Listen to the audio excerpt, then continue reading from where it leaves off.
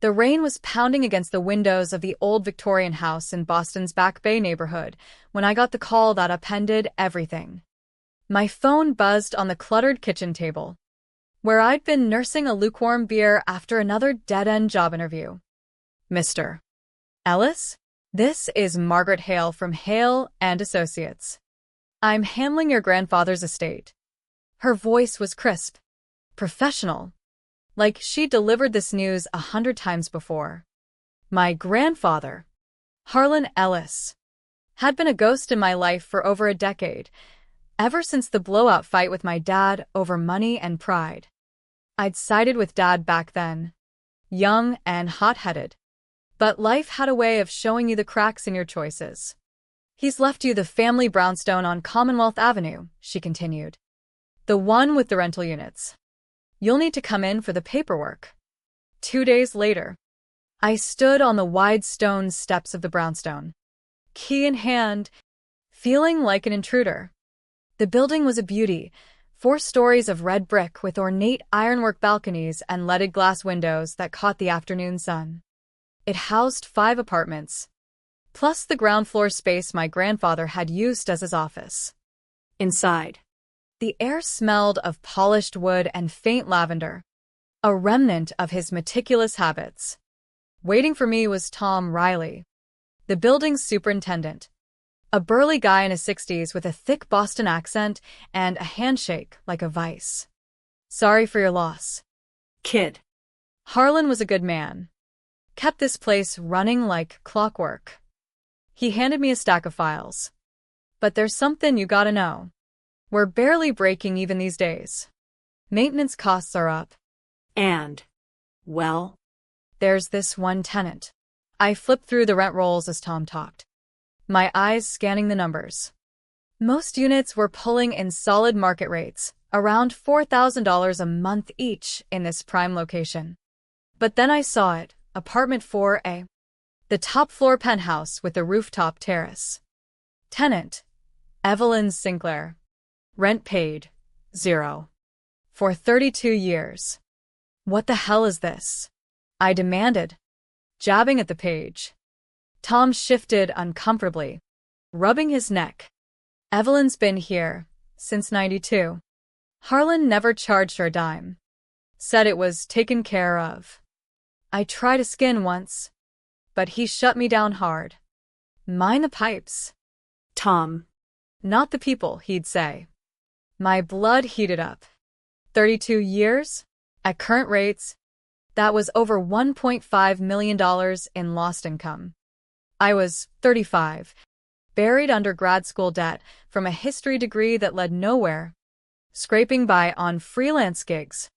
This inheritance was supposed to be my lifeline, not a charity case. Show me her door, I said, voice tight. Tom hesitated but led me up the creaking stairs. The penthouse door was solid mahogany, with a small brass plaque engraved Sinclair. I knocked hard, the sound echoing in the hallway. After a moment, it opened to reveal a woman in her late 70s, with sharp gray eyes, a cascade of white hair pinned neatly, and a posture that spoke of quiet authority. She wore a simple wool dress and pearls that looked like they'd seen better days but were cherished. You must be Jackson, she said softly, her voice carrying a faint trace of a southern drawl smoothed by years in the north. Harlan spoke of you often. I blinked, caught off guard. MS. Sinclair. I'm here about the rent, or lack of it. She nodded, stepping aside. I figured as much. Come in, please. The apartment was a time capsule of elegance, high ceilings with crown molding, bookshelves groaning under classics and biographies, and French doors opening to a terrace dotted with potted herbs. No ostentation, just lived-in grace. Evelyn gestured to a velvet armchair. Tea? Or perhaps coffee? No. Thanks, I replied, staying standing. Look, I've just inherited this place, and the numbers don't add up. You've been living here rent-free for decades. That's not sustainable. You'll need to start paying or find somewhere else. Her expression didn't falter. If anything, a sad smile touched her lips. I understand your frustration, Jackson. It must seem unfair. But before you decide, do me one favor. Go to your grandfather's office downstairs. In the bottom drawer of his desk, there's a locked box. The keys taped under the blotter. Look for the files from 1992. My name's in there, Evelyn Sinclair. Read them carefully. Why? What's this got to do with anything? Everything, she said, her voice dropping to a whisper that carried weight. It's the story of how this building, and your family's stability, came to be what it is. I left her apartment fuming, but intrigued. Her calm wasn't the dodge of a squatter. It was the assurance of someone holding aces. Down in the office, amid the scent of old paper and cigar smoke, I found the box just as she described. Inside were yellowed ledgers, Contracts. and notes in Harlan's precise script. I started with 1992, the year Evelyn moved in. Page after page detailed a business teetering on ruin, Harlan's small publishing house. Ellis Press. Hit by recession. A bad lawsuit from a disgruntled author. And mounting debts. Entries from May. Bank demanding $300,000 by end of quarter or foreclosure on brownstone and press assets. June. Layoffs imminent. Can't sleep. Then, July 10th. Meeting with E. Sinclair. Potential investor. My heart skipped as I read on. Evelyn Sinclair, then 45, had been a rising star in Boston's financial scene, a venture capitalist who'd made her mark funding tech startups before the dot-com boom. July 15th, loan from E. Sinclair, $400,000. No interest. No timeline for repayment. Condition: lifetime residency in 4A. Rent waived. Subsequent entries showed more infusions, another $200,000 in August, totaling $600,000. Harlan's notes trembled with relief. She saved us. No strings but the apartment. God bless her. I sat back, the room spinning. This wasn't charity. It was a lifeline thrown when no bank would touch him. But why? Digging deeper, I found a personal letter from Harlan, dated July 20th, 1992. Evelyn isn't just an investor. She's a visionary who sees potential where others see failure. Her money buys us time to pivot, focus on niche histories, build subscriptions. In return, A home. it's more than fair. It's generous beyond measure. The pieces clicked. Without Evelyn, the brownstone would have been sold off. Ellis Press shuddered. My family's modest wealth evaporated. My childhood in that suburb outside Boston. The college fund Harlan quietly set aside before our rift, all stemmed from her intervention. I closed the box, a chill settling in my bones. I'd stormed up there like a landlord from hell, blind to the debt we owed her. Climbing the stairs back to Evelyn's door felt like trudging through molasses, each step heavier with the weight of what I'd uncovered. When she answered my knock, her eyes searched my face, and she nodded once, as if confirming a long-held suspicion. You found it, she said. Not a question. I stepped inside, this time collapsing into the offered chair. MS. Sinclair, Evelyn. Why didn't you say anything? You loaned him $600,000. No interest. No payback. You saved everything. She poured tea from a porcelain pot, the steam curling like unspoken secrets. Because it wasn't about the money, Jackson. Not really. Sit. Drink. Let's talk properly. As the chamomile warmed my hands, Evelyn settled across from me, her gaze drifting to the terrace where twilight painted the city in soft purples. In 1992, I was at the top of my game. Venture capital was exploding, and I'd backed winners that made me wealthy beyond my southern roots' wildest dreams.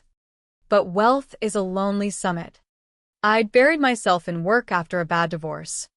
No kids, no close family left. Harlan and I met at a Chamber of Commerce event. He was pitching his press. I was scouting opportunities.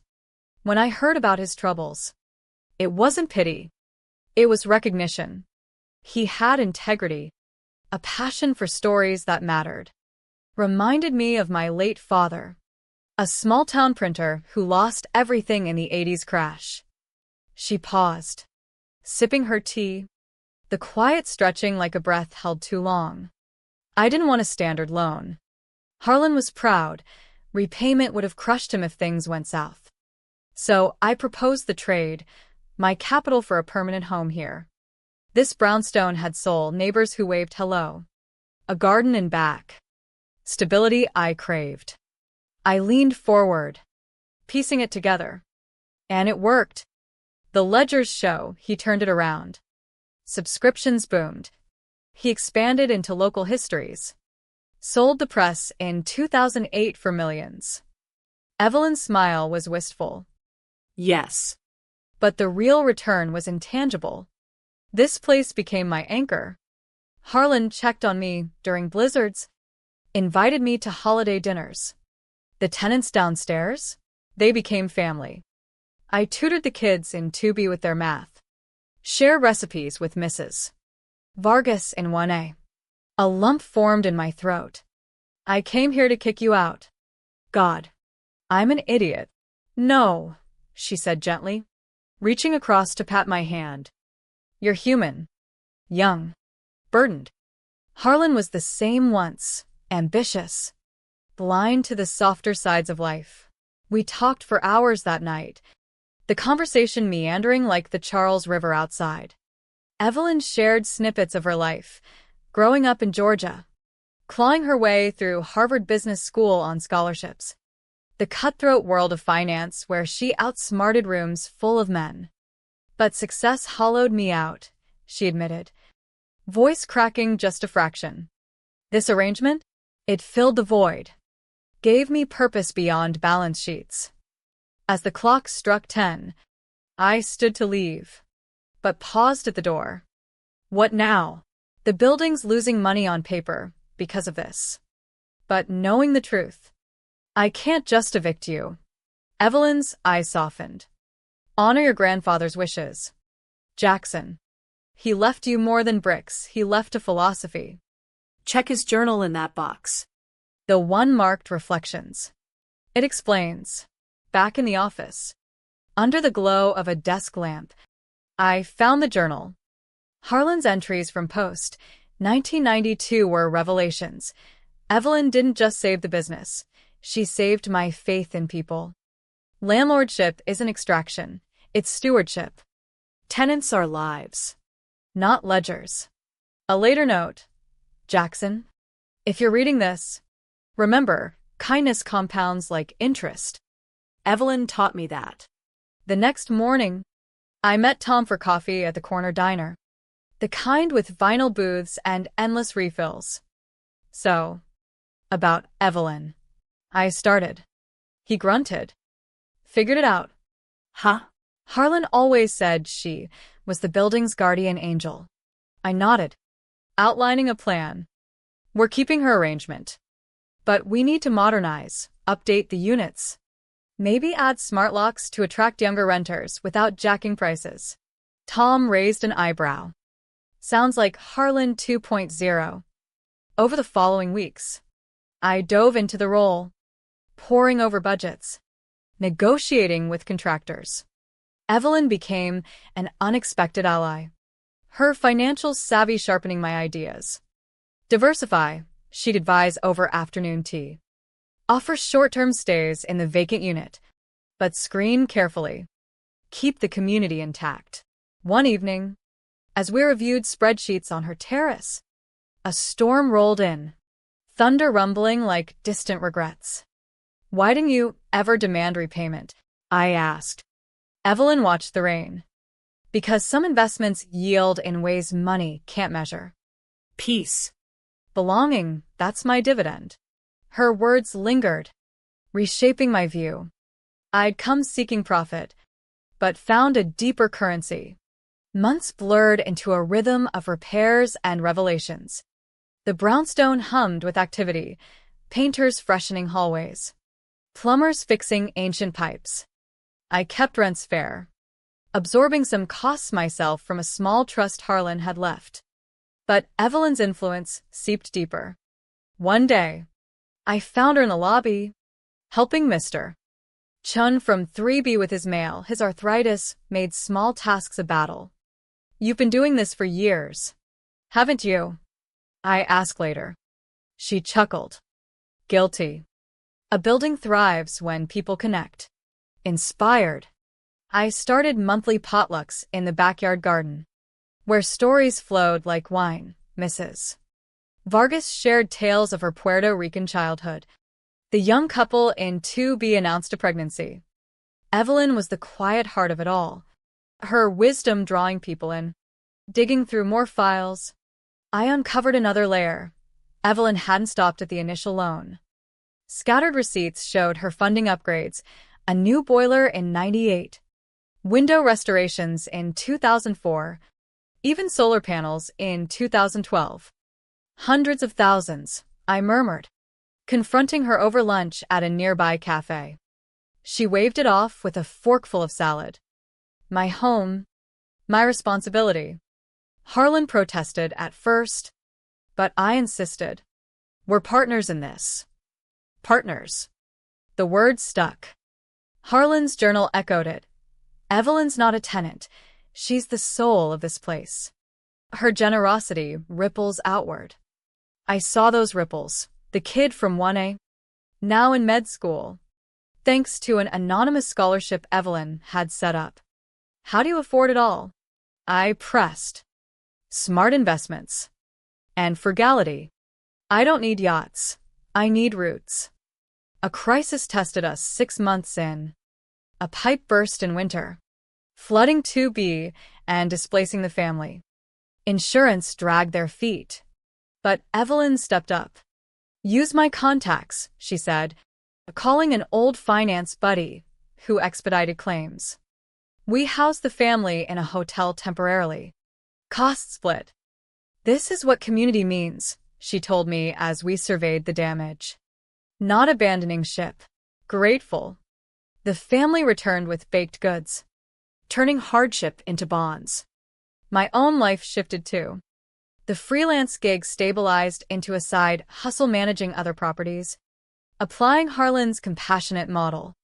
Evelyn reviewed my pitches, emphasized sustainability. People want homes, not holdings. One stormy night, as wind howled through the eaves, Evelyn shared her vulnerabilities. We were in her living room, fire crackling. "I almost lost everything once," she confessed. In '87, the market crash wiped out half my portfolio. Taught me empathy for Harlan's plight. Her eyes misted. "This arrangement healed me too. Gave me family when mine faded." I thought of my estranged dad, the regrets piling up. "Maybe it's time I reach out," I said. She nodded. "Forgiveness is the ultimate investment." A year on, an offer came. A developer wanted the brownstone for $18 million. Planning high-rises. Tempting, enough to clear my debts. Start fresh. I brought it to Evelyn, expecting resistance. "It's your call, Jackson," she said calmly. "But think, what price for displacing lives?" I paced the office that night, Harlan's letter in hand. "Wealth without heart is poverty." I turned it down. The developer scoffed, but peace settled over me. Evelyn's quiet thank you the next day was worth more. Our collaboration grew. We co-managed upgrades, her acumen balancing my enthusiasm. "Profit with purpose," she'd say. Tenants noticed, turnover dropped. Referrals poured in. Evelyn organized a book club, drawing on Harlan's old press titles. Laughter echoed in halls once silent. But shadows lingered. My dad's health declined, old wounds reopening. Evelyn encouraged a visit. Echoes of kindness start with you. 2 years after inheriting the brownstone, I stood on the rooftop terrace during a summer barbecue. Grill smoke mingling with chatter. Evelyn mingled effortlessly, her laughter light as she bounced a toddler from Tubi on her knee. The community we'd nurtured felt unbreakable, Mrs. Vargas's empanadas, Mr. Chen's war stories, the young professionals debating politics. It was Harlan's vision realized, amplified by Evelyn's touch. But life, ever the storyteller, threw a curve. Evelyn's health faltered. A persistent cough. Fatigue. Doctor visits revealed early-stage lung issues. Treatable but a wake-up call. I'm not going anywhere yet, she quipped. But vulnerability cracked her facade. I took over more, insisting she rest. In quiet moments, she shared deeper regrets. Never had children. Work consumed me. I squeezed her hand. You've mothered this whole building. Her eyes brightened. And you, Jackson, you're the son I never had. We expanded our empire. I acquired a neighboring duplex. Applying the model, Evelyn consulted remotely. Her insights gold. Focus on eco-upgrades, tax breaks, and appeal. Profits rose. But we reinvested. A community fund for emergencies. Scholarships for Tenant's kids. A family crisis hit when my dad called, hospitalized. Alone. I was wrong. Son, he rasped. Evelyn urged. Go. Heal. The reconciliation was raw. Tears and truths spilling. Dad moved into a ground-floor unit temporarily. Mending fences. Evelyn visited, sharing stories of Harlan's stubbornness. Families are like buildings, need maintenance. Dad improved. Bonds were forming. Evelyn's treatment progressed. But she tired easily. One evening, as autumn leaves swirled, she confided, I'm proud of what we've built. But promise, keep the spirit alive. Always, I vowed. 3 years in, we hosted a tenant appreciation event. Evelyn, frail but spirited, raised a toast to homes that hold hearts. Applause thundered. Later, alone on the terrace, she reflected. That loan in '92? Best decision. Not for money, but meaning. I nodded. The city lights twinkling below. You've redefined wealth for me. Her smile was serene. And you've given me legacy. Challenges persisted. Rising taxes, maintenance woes. But with Evelyn's guidance, we navigated. She mentored me on negotiations, her Wall Street edge undimmed. Compassion doesn't mean weakness, it's strategy. Tenants rallied too, a volunteer repair day. Potluck fundraisers. The brownstone became a beacon in the neighborhood, featured in a local paper as Boston's kindest rentals. As winter set in, Evelyn's condition stabilized. But she pondered her mortality. Update the agreements, she advised. Protect the community. We drafted clauses prioritizing long-term tenants. Capping increases. Harlan's journal guided us. Legacy is lives touched. My business grew to 3 properties, all humane and profitable. Evelyn beamed. See? Kindness pays dividends. For years marked a turning point. Evelyn's health rebounded enough for a trip south, revisiting roots. You've got this, she said, hugging me goodbye. In her absence, I managed solo. Her lessons ingrained. A major repair, roof replacement, tested reserves, but tenants chipped in ideas. Even labor. Upon return, Evelyn marveled. It's thriving because of you. We celebrated with a garden party. Her energy renewed. This place saved me, she whispered. And you continue the cycle. My dad, now a fixture, helped with odd jobs. Finding purpose. Evelyn's like the aunt I never knew, he said. Family dinners included her. Stories weaving past and present. Business boomed. I consulted for other landlords. Preaching compassionate capitalism. Evelyn co-authored a small guide. Her wisdom distilled. True fortune is shared, it read. On the 5th anniversary, a quiet dinner in her apartment. Candles flickered as we reminisced. That day you confronted me, she said. I saw Harlan's fire in you, but you've tempered it with heart. Tears welled. What if I'd evicted you? You didn't. That's what matters. We toasted to futures uncertain. Bonds unbreakable. Evelyn's example lingered. A quiet force. The brownstones stood as testament. Generosity begets loyalty. Community outlasts cash. But questions haunted. In a world chasing profit, how many hidden heroes go unrecognized? What debts do we owe the quiet saviors? Harlan's legacy. Evelyn's gift. They taught that true inheritance isn't property, but the humanity we cultivate. And in honoring that, we build something eternal.